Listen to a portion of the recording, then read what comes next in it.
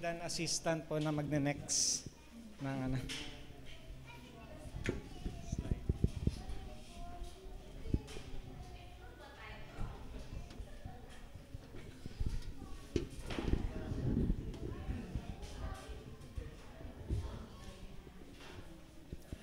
Okay, magandang umaga sa ating lahat. So ang ating tatalakayin ngayong umaga ay pinamagatang The Trinitarian Nature of God. Okay, before we go to our topic, magbigay lang po ako ng dagdag doon sa Apokrypha. Bakit hindi siya kasama sa canon of scriptures? Ang Apokrypha po, ito po yung tinatawag ding mga wisdom literature. So yan yung 1st and 2nd Maccabees. Nakalimutan ko yung ibang mga libro. Pero Deuterocanonical lang tawag sa kanila. At isa sa mga rason bakit hindi sila kasama sa canon of scriptures dahil ang mga Hudyo po na pinagkalooban ng Diyos ng kanyang mga salita or oracles of God na tinatawag din. Hindi po nila ito isinama sa kanilang Biblia at that time. So meron silang Genesis to Malakay. Yun lang po yung libro ng mga Hudyo at that time. So yung mga nasa Apokrypha, hindi talaga kasama yan. Isinama lang yan ng mga Roman Catholic as part of their scripture. One of the reasons ay maraming mga katuruan doon na hindi mo mababasa sa canon, which is the Old Testament, plus the New Testament na mababasa natin ngayon.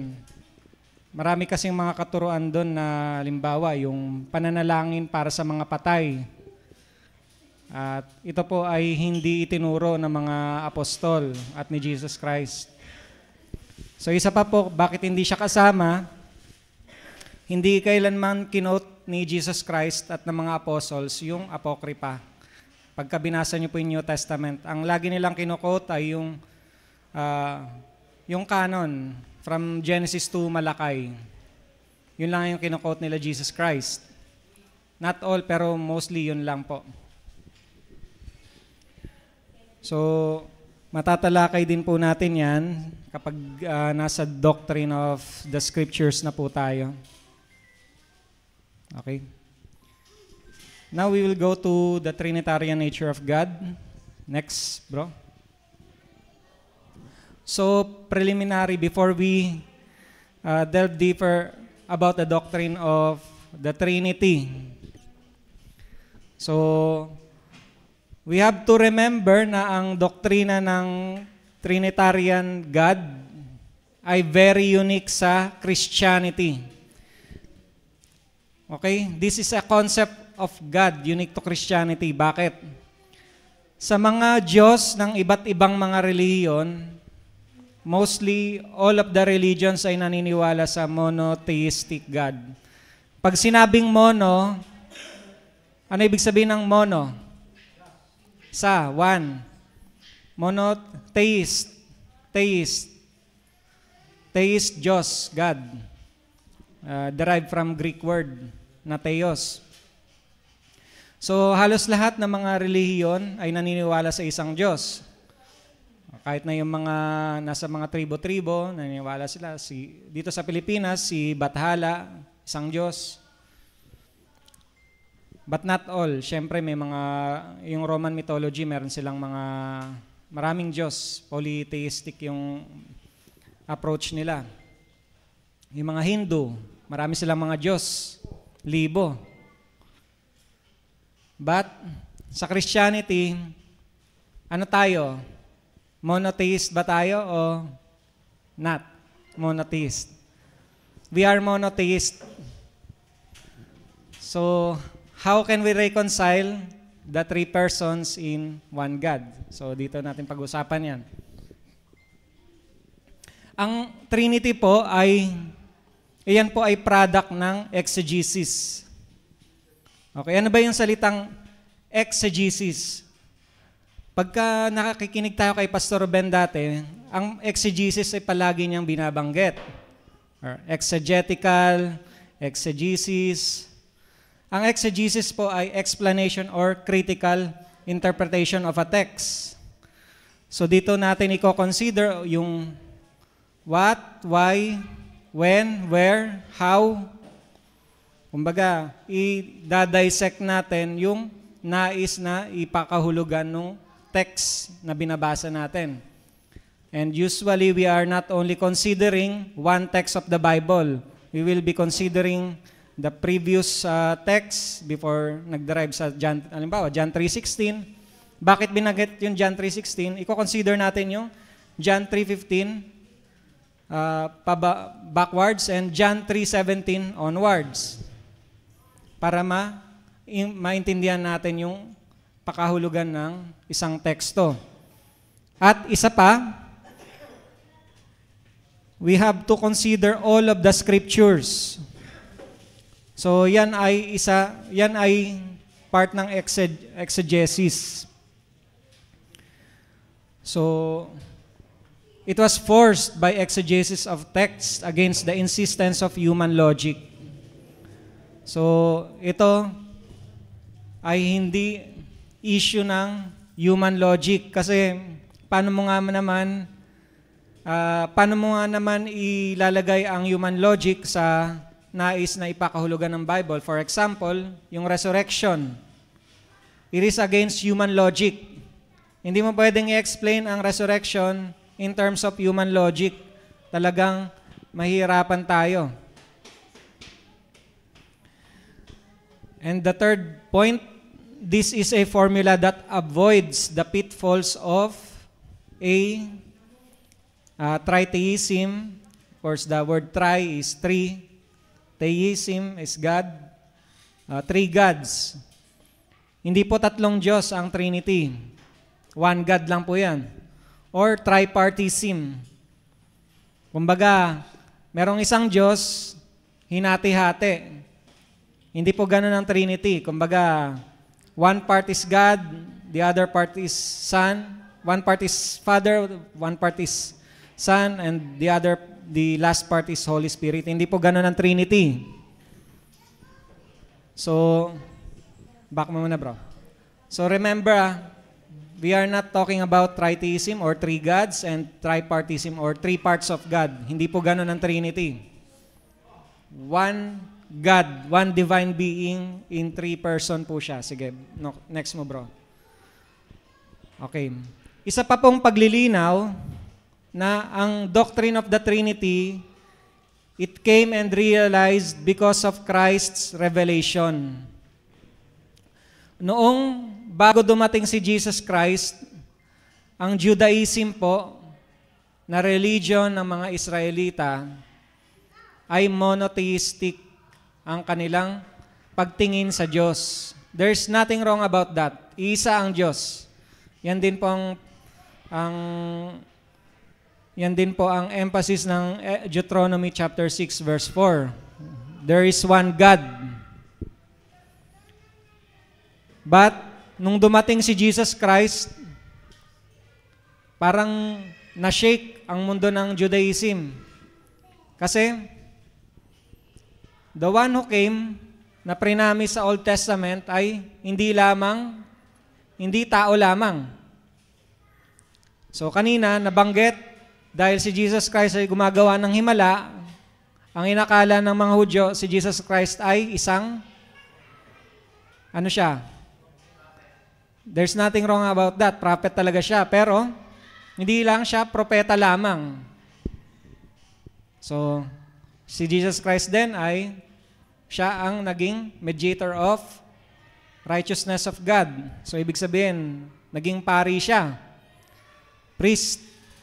Pero hindi siya pari lamang. At ipinakita ni Jesus Christ ang kanyang paghahari sa church, pero hindi lamang siya hari lamang. So, tatlong office yun, no? Prophet, priest, and king. Trifold office nga ang tawag minsan ng ibang theologian doon.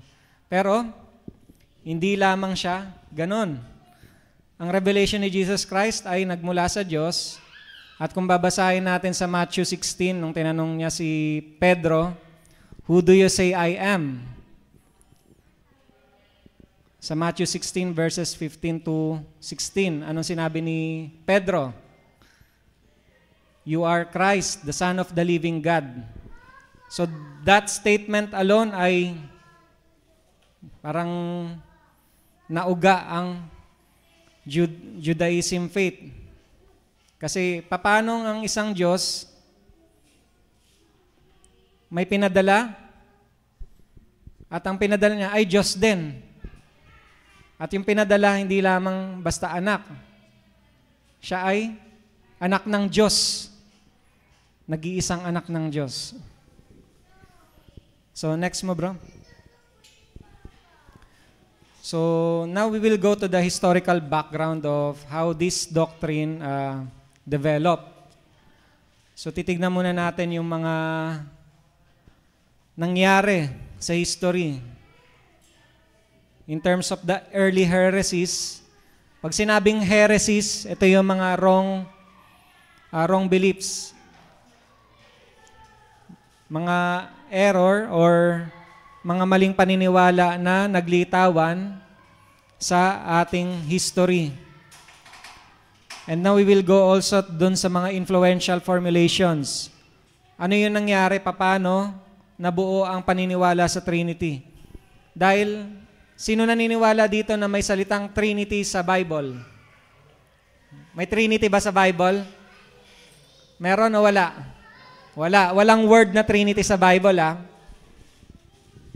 Same thing as walang word na Bible sa Bible. Okay?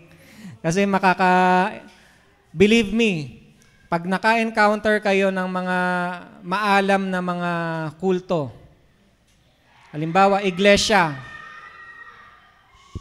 makakatayo ba tayo sa kanila? O, halimbawa, mga saksi o mga Jehovah's Witnesses. O yung isa pa, yung this week, naka-encounter na naman kami ng mga Oneness Pentecostals.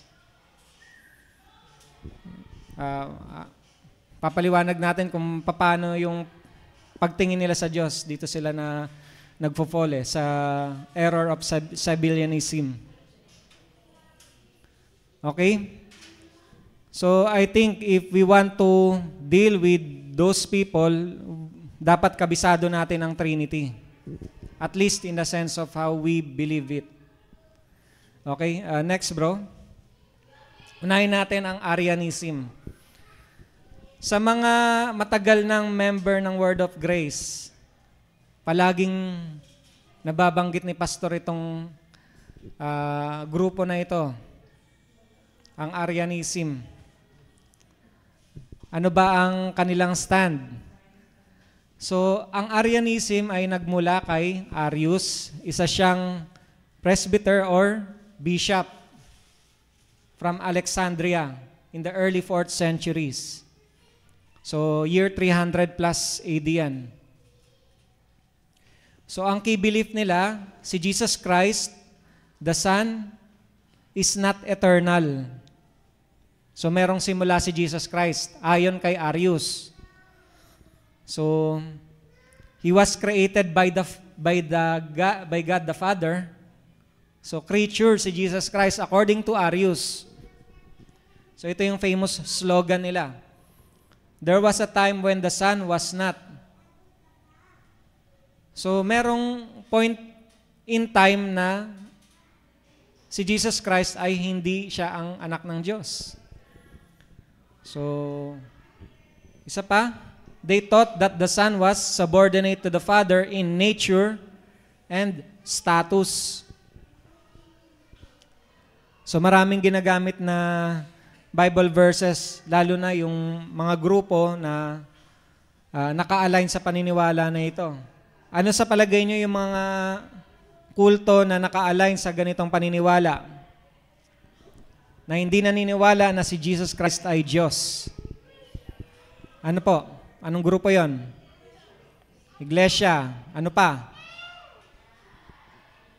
Sino pa?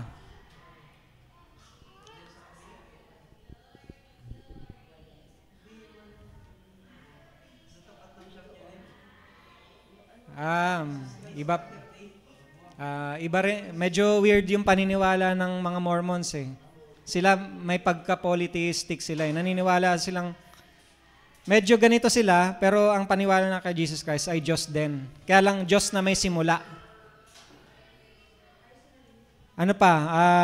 Jehovah's Witnesses, ganito rin yung paniniwala nila. Sa kanila nga lang, si Jesus Christ ay maliit na Diyos. Mighty God lang. Hindi siya Almighty God sa Jehovah's Witnesses. So, yan. Yung dalawang grupo na yon, doon palang malaking problema na tayo. Pagka hindi tayo maalam sa Trinity, lalapain nila tayo. Nako, pagka nakita nyo kung paano makipag-argument yung mga yan,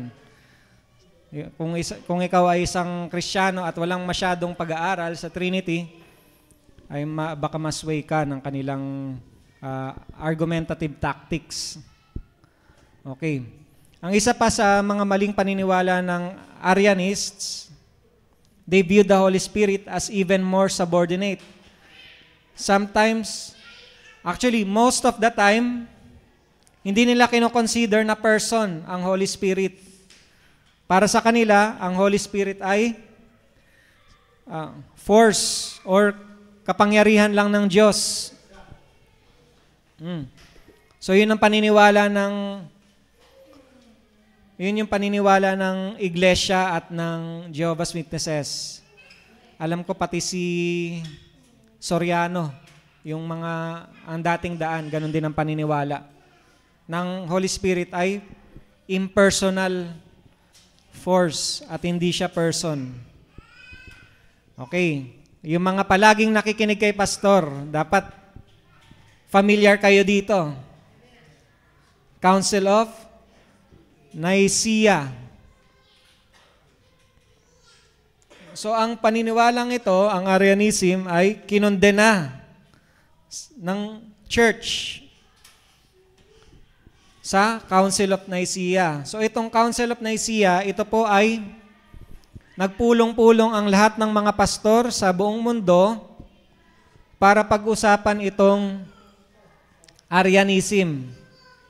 Kasi kumakalat na at nagkokos na ito ng malaking division sa church at that time. So, nagkaroon ng maraming supporters ito, si Arius. So, dahil doon ay nag-convene ang mga leaders of the church at that time. So, ito pong mga leaders na ito ay hindi po ito katulad ng mga Roman Catholic ngayon yung mga cardinal, ganun. Although halos ganun yung setup, pero sila po ay mga pastor. Pastor, bishop, or elder ay isang office lang po yan. Hindi mas mataas ang bishop kaysa sa pastor. Yan yung mali ng mga ibang kapatid natin eh. Yung bishop ay mas mataas sa pastor. Yung bishop, maraming hawak na pastor. Mali po yun. Ang bishop po ay isa sa trabaho ng mga pastor. Okay? Bishop ay overseer, which is work of a pastor. Hindi po yan hierarchical na position na mas mataas sa pastor. Mali po yun. Okay? So, yung mga pastor, at that time, halimbawa, pastor sa Rome, pastor sa Alexandria, pastor sa Macedonia, pastor sa iba't ibang lugar sa buong mundo, at that time ay nag-convene at nagkaroon sila ng council sa Nicaea at pinag-usapan nila ito, ang Arianism. At that time ay kinondena nila ito, na mali ang paniniwala na ito ni Arius. Okay, next, bro. So, isa pa sa mga early heresies na lumitaw at that time ay ang Macedonianism. So, of course, Macedonia, bansa ito ngayon sa Europe. At ito ay nag-originate sa followers ni Macedonius. Ayan, bishop. Bishop, pastor, isa lang yan. So, he was a former bishop of Constantinople in the 4th century. So, ito rin ay tinatawag na pneumato-Machianism or fighters against the spirit. Ang emphasis naman dito ay ang paniniwala na ang Holy Spirit ay subordinate to the Father and the Son.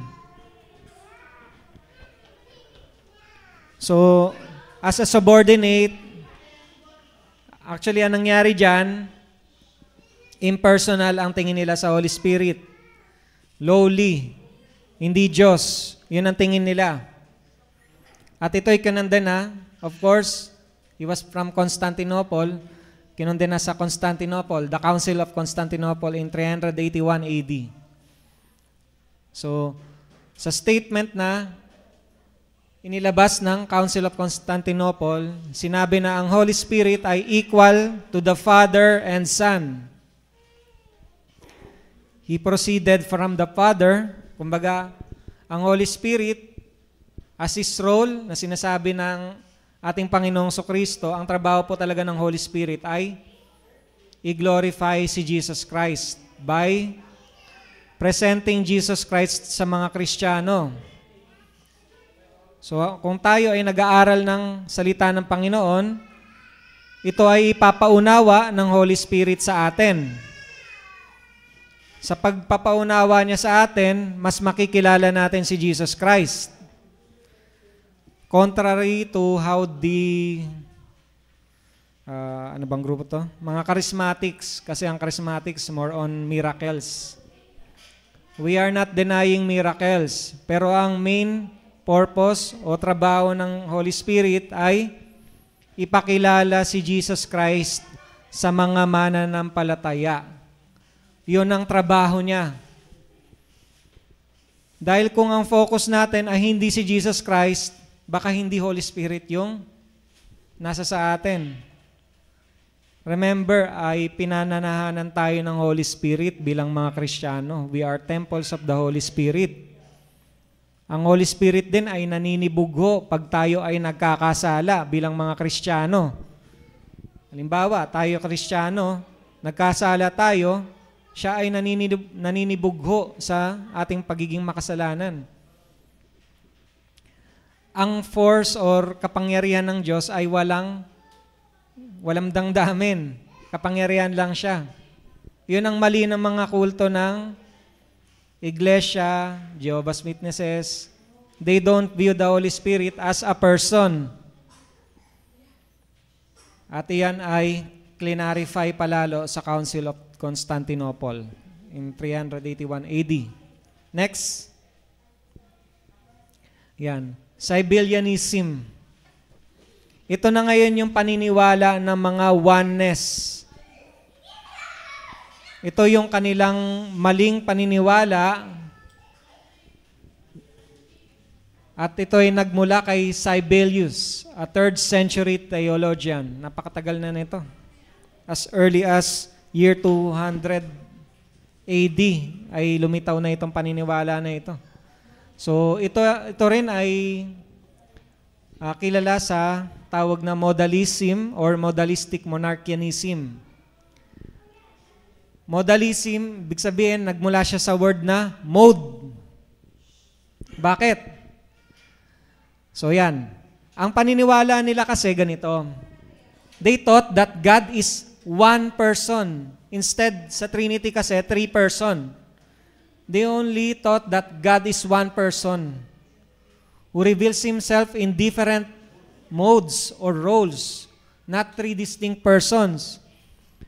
So, ngayon, pagka naka-encounter kayo nito, hindi ko alam kung paano nyo, kasi sa totoo lang, naka-encounter kami nito sa GC namin ng mga, ano po ito mga theologian po ito of different faiths. Hindi naman yung faiths, ibig sabihin, halo-halo, may reformed, may non-reformed.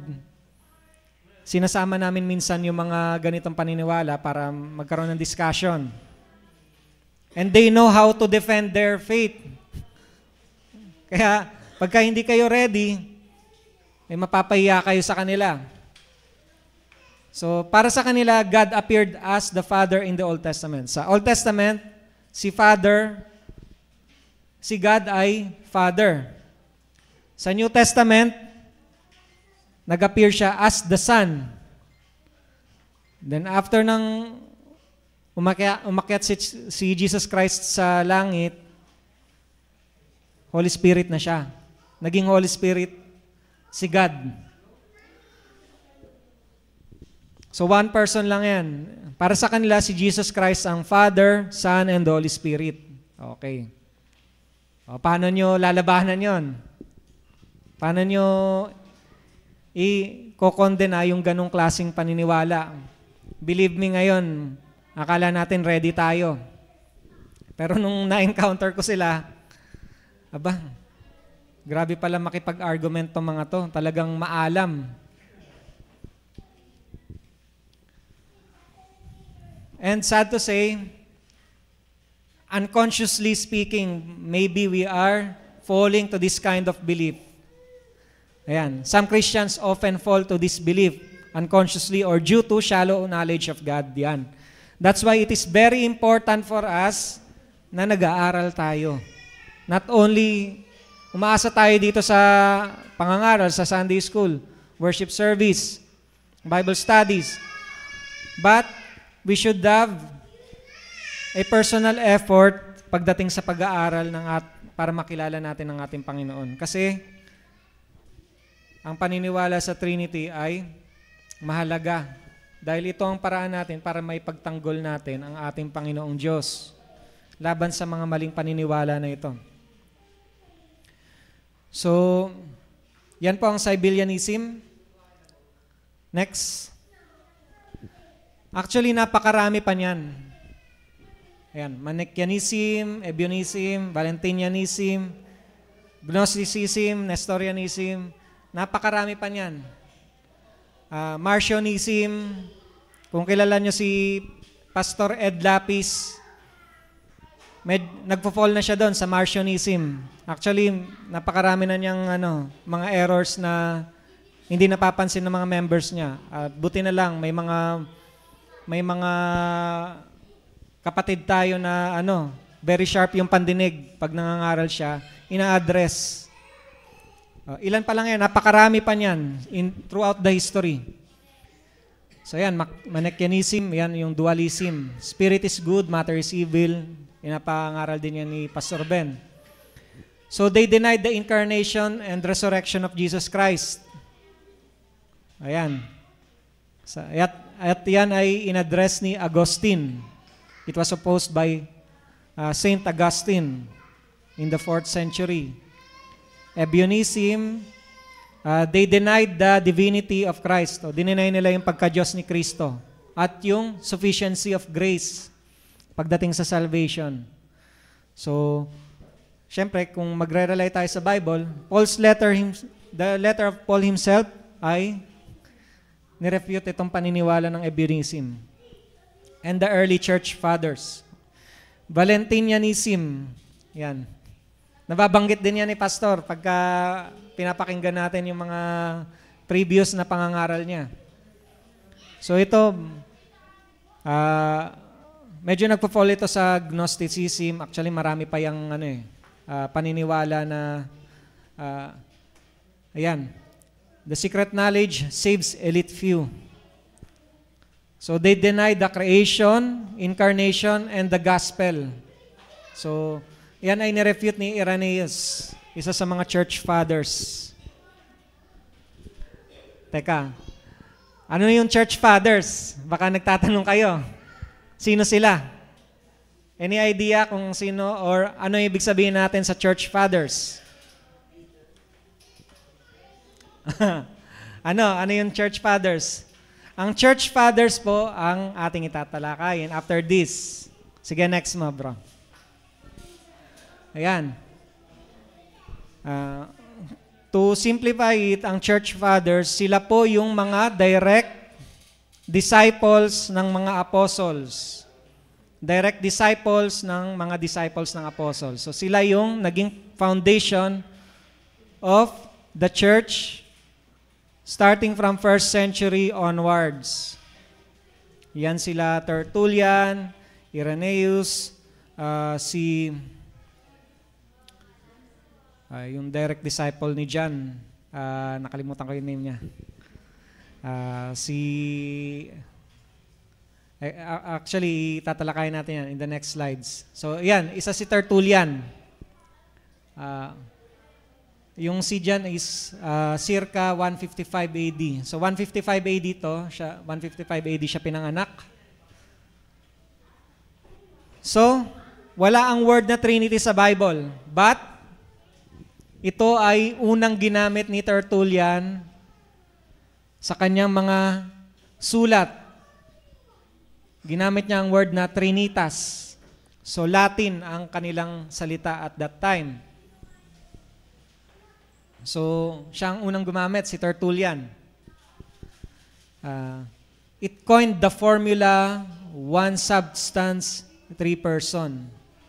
So, yan, Latin word kasi ito eh. Una substantia, tres personae. So, this is the attempt to describe the unity and distinction within the Godhead. So there is one God, one substance, pero ni-reveal ng Bible na merong Father, Son, and Holy Spirit. Three persons. And Tertullian argued that the Father, Son, and Holy Spirit are distinct persons but not in essence. So, one God. One God, kumbaga, pinapreserve natin yung paniniwala ng one God dahil malinaw sa mga sulat ng mga apostles, one God. And malinaw din po na may Father, Son, and Holy Spirit. Ang Son po ay nananalangin sa Father. Ilang beses po yan, lalo na sa Book of John, sa Gospel of John. Son is praying to the Father. In Matthew chapter 3, verses 16 to 17, bumaba ang Holy Spirit. Bumaba ang Holy Spirit in the form of dove. Nagsalita ang Father. Ano sabi ng Father? This is my Son, to whom I am well pleased. Present ang Son sa tubig. So doon pa lang, there are distinct persons. Pag na-encounter nyo yung oneness, ibang paliwanag nila doon. So, magbibigay ako ng illustration kung paano nila pinapaliwanag yon. And that is very absurd. So they denied the actual and the direct interpretation and direct revelation nung text mismo. Iniiba nila yung meaning. So, Tertullian also emphasized that God is one in substance, divine nature. There's only one God. But three in relational distinction.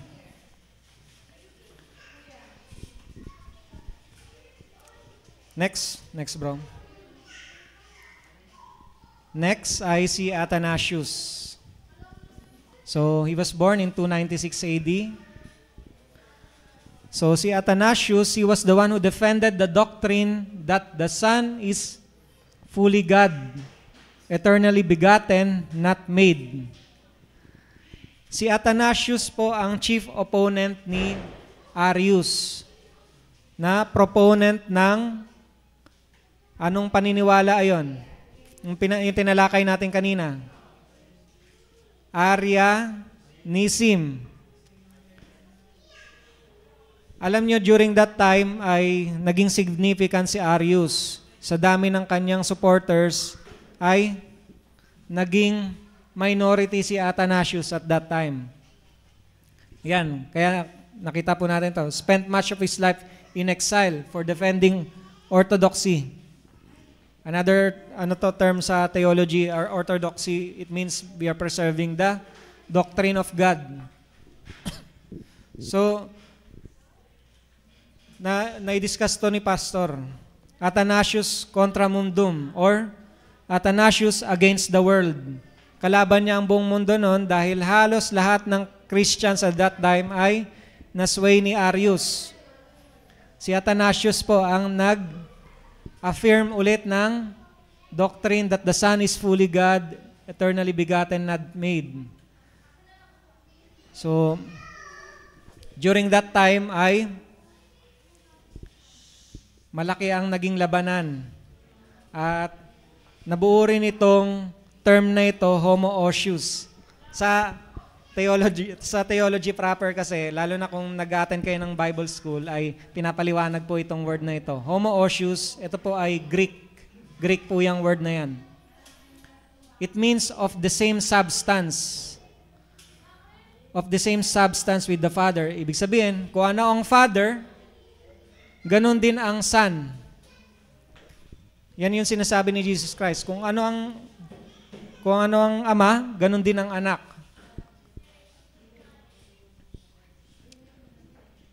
Okay?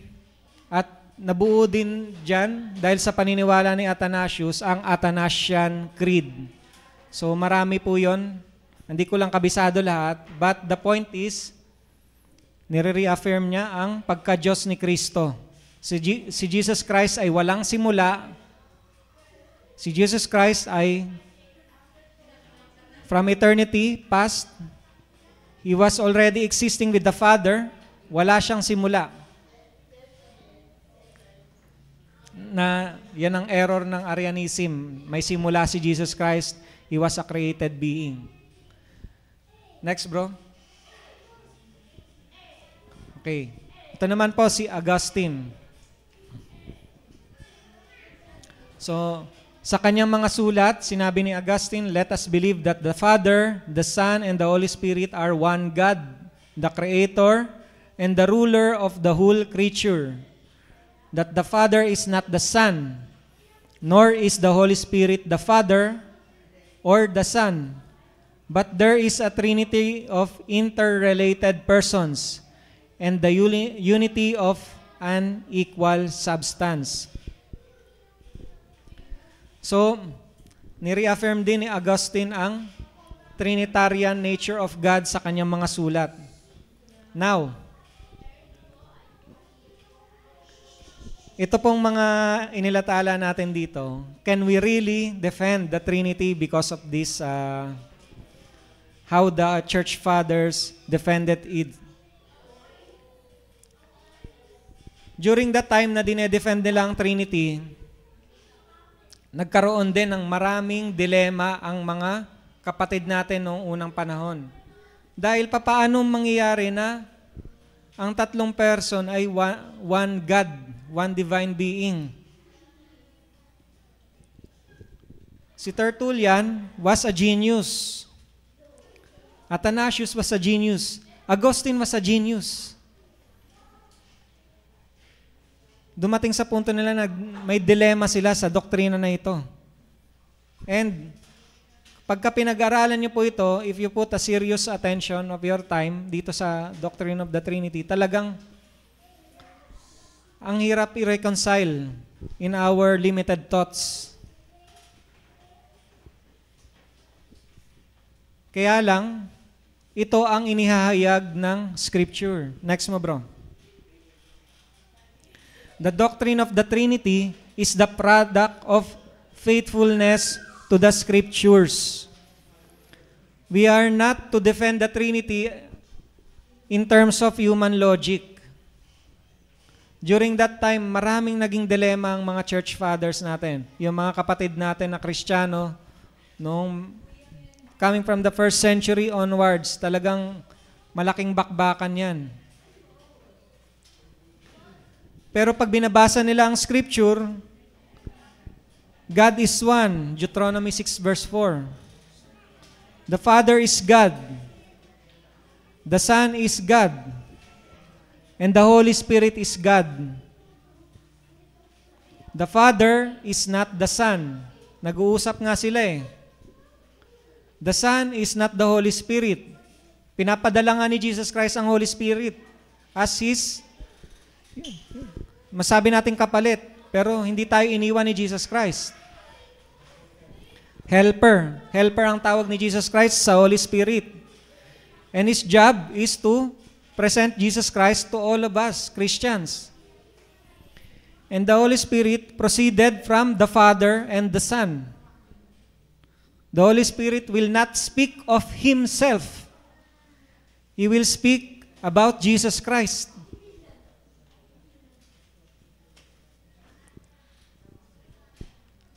Yun ang dilema. But we have to be faithful with what the Scripture says. Ito ang sabi ng Scripture, ito ang sabi ng Bible. Wala tayong magagawa, kundi i-accept ito by faith. So, ang mga kapatid natin nung unang panahon ay naging faithful sa salita ng Panginoon mismo. They have to accept it, and we have to accept it the way they accepted it before. By faith. And this knowledge cannot be attained through human effort. Divine revelation po ito. Pakibuksan po sa Matthew chapter 16, verses 15 to 16, at ang una pong makabuklat ay siyang magbabasa dito sa harap.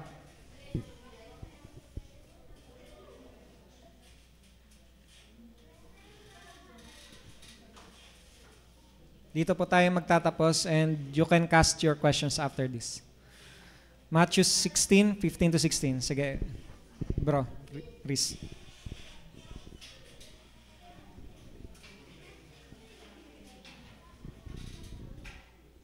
Tinanong ulit sila ni Jesus, "Ngunit para sa inyo, sino ako?"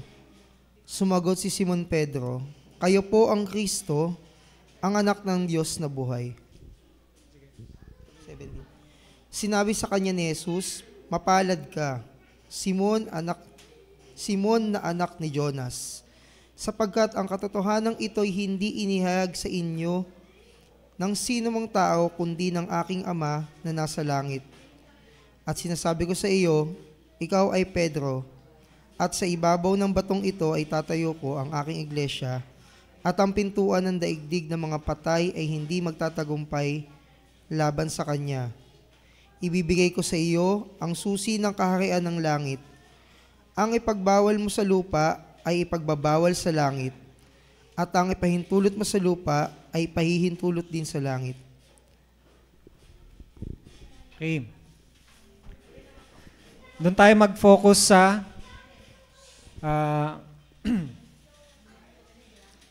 doon tayo mag-focus sa sinabi ni Pedro at sa sinabi ng ating Panginoong Jesus. Sino daw si Jesus according to Peter?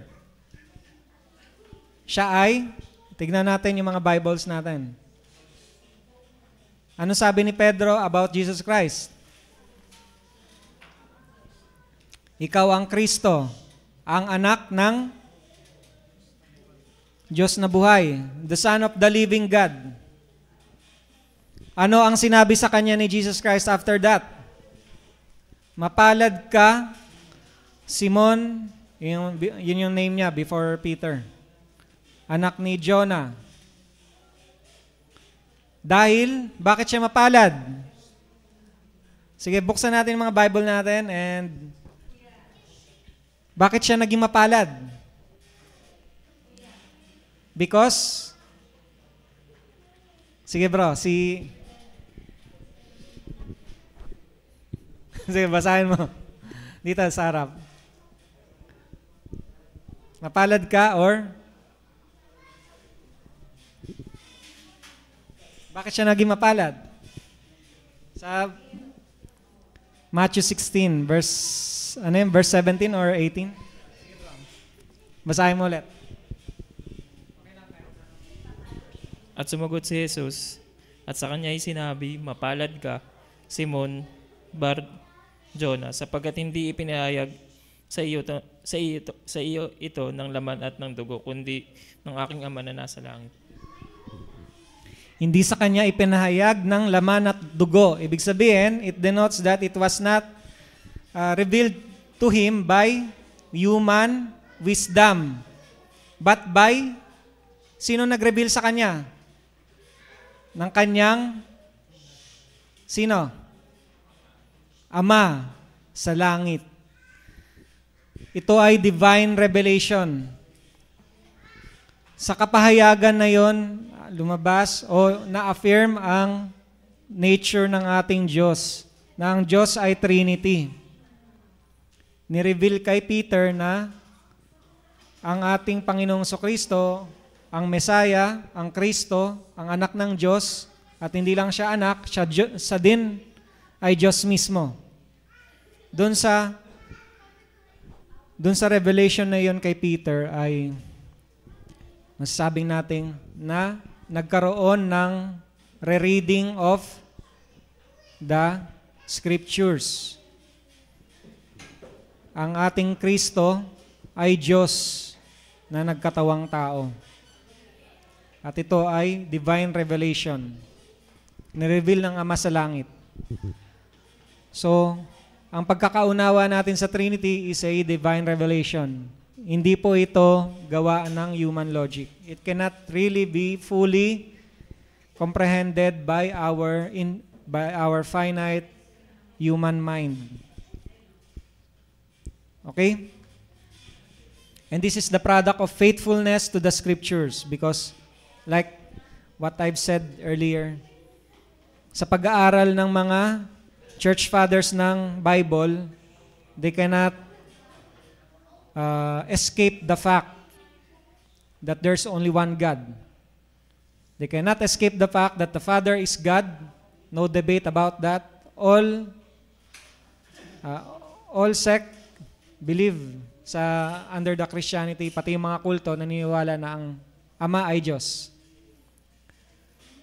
The Son is God. Diyan magsisimula ang debate. Hindi naniniwala ang iglesia na Diyos si Kristo. Hindi naniniwala ang saksi na Diyos si Kristo. At lalo pang iigting ang debate dahil ang Holy Spirit ay Diyos din mismo. Napakaraming kulto na hindi naniniwala sa pagka-Diyos ng Holy Spirit. Okay. Now, my assignment to all of you, at magtatanong ako next week isa-isa. You have to find Bible verses na nagsasabi na ang anak at ang Holy Spirit ay Diyos. Okay? Maghanap po kayo ng Bible verses na nagsasabi na ang the Son and the Holy Spirit are God. Yun ang assignment ko sa inyo. Okay? Assignment yun ha. Magra-random PowerPoint ako. Kung sinong tapatan ng aking kamay, yun ang patatayuin ko dito sa harap. Questions?